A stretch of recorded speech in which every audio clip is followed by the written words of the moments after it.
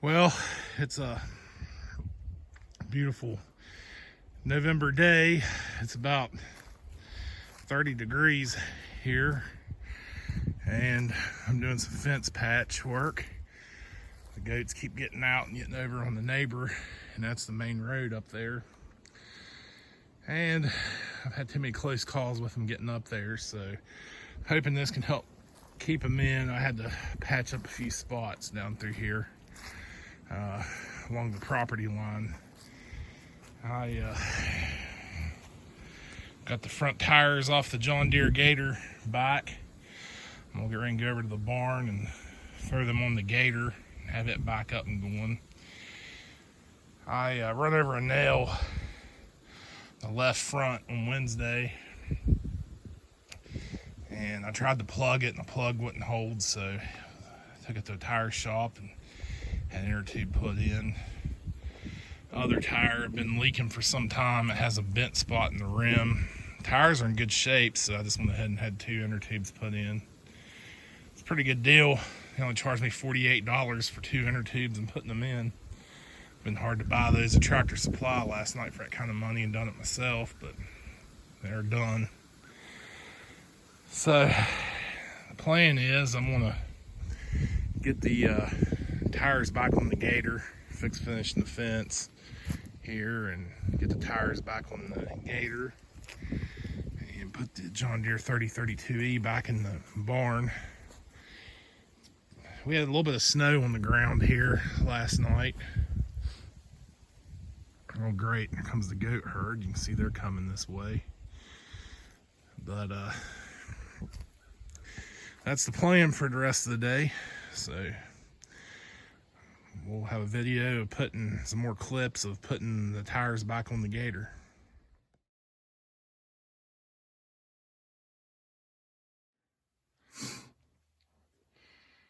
So I got the tires back from the John Deere Gator, getting inner tubes put in them. So I'm jacking it up. I already got the left front back on. So hopefully it works out nice. The tires are still in good shape, so that's why I just went ahead and had inner tubes put in them. So tire blew out the other night. I had to limp it back in 4-wheel drive to get it back here into the barn. So I set it in the barn for the last couple of days and took the tires up and got them put on. Takes a 19mm socket for these John Deere 850D Gators for the lug nuts, and it's the bolt stud type of lug nut. So not a bad job, pretty simple. So we'll get the jack underneath of it and get that spindle up and get the tire on.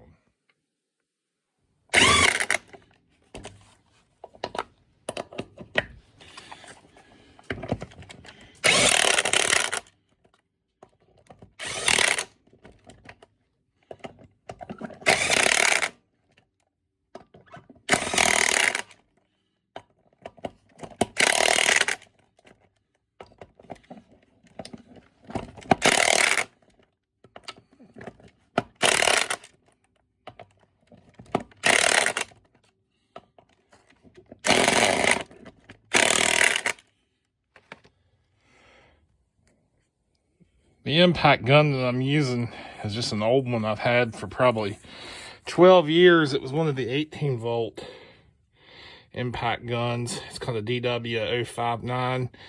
It's always done pretty good. It's nothing like one of the newer guns. It takes a 20-volt battery, but you know, I go around for breaker bar to check all my stuff, but all my 18-volt batteries went bad, so I purchased these adapters and swapped over to the 20-volt batteries. But seems to work fine for, you know, stuff I'm doing. I still have my air impacts, which I had in other videos I use when needed, but for work over the hill, this one does fine.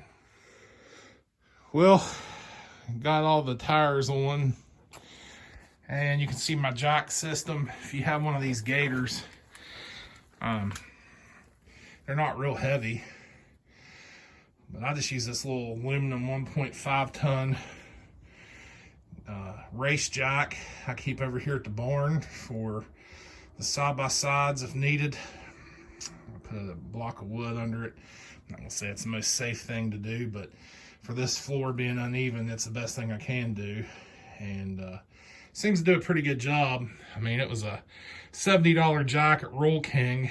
It's held up pretty well for just odds and ends. So I'm gonna lower this Gator down and I'm gonna go around and torque the wheels with a breaker bar and a 17mm socket.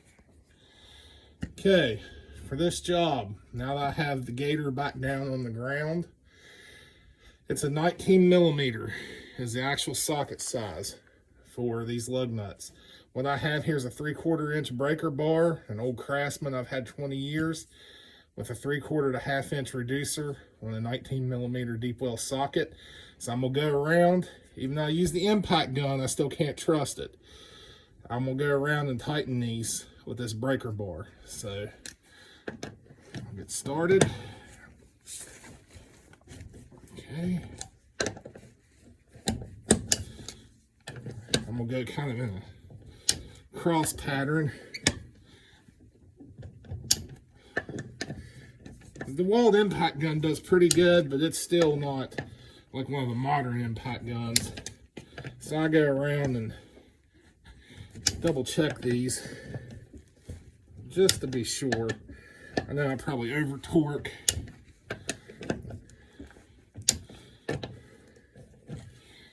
And that should be good. Now to be safe, I probably should use a torque wrench, but for right now, I'll go back around it. With the torque wrench, I'll look up the specs and find out the exact foot-pounds needed for this job. But this is just enough to get me out of the barn and to get it back up the hill. All right, I got the wheels and tires back on the John Deere 850D. Everything's torqued back down. Ready to go, thank goodness. But still not completely done. The old Honda generator's down. It's been a good unit. I've had it for several years. But right now, I'm running out of gas and I stuck some dirt in the carburetor, so I have to try to get the carburetor cleaned out. That's the next project because we need it next weekend for the parades.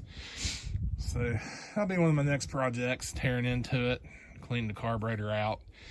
I had it at the tractor show at Cedar Lakes this summer. We were running fans when it was real hot. We wasn't paying attention to our fuel level, running out of fuel, put some new fuel in it. It did restart, it did run, but I believe that the fuel and the quality of fuel that was put in it, because it was not my fuel, I believe it was older gas. I believe it just has some stale gas, probably along with the dirty carburetor, so we'll get it cleaned out and have it ready to go. But the Gator's back in business and we're ready to go.